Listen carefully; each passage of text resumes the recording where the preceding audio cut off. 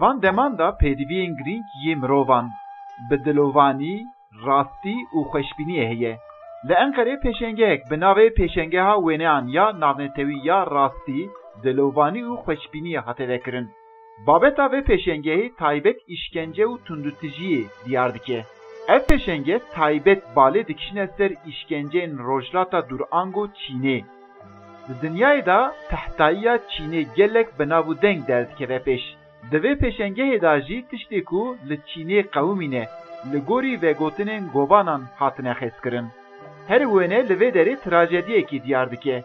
Organizatörê vê pêşengehê berpirsê komeleya Falun Dafo armanca pêşandina van wêneyan wiha diyar dike.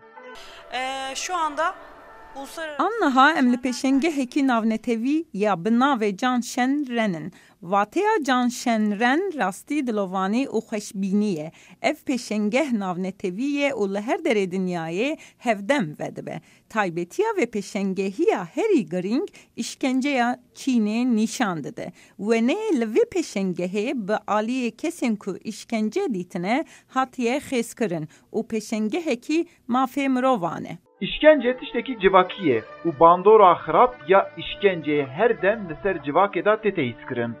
Bînerên vê pêşengehê jî dema van nîgarên tehtayî temaşe dikin, bi vê nevê dibin tesîra van nîgaran da dimînin. Esma Temer ben. Ji bo pêşangehê hatim. Lê min hiç zem nerekir ku ez rastî wêneyên ew qas xemgîn bim. Dema ez li pêşangehê de giriyam, min dît ku mirovan li ser mirovan çi tiştî xerab kiriye.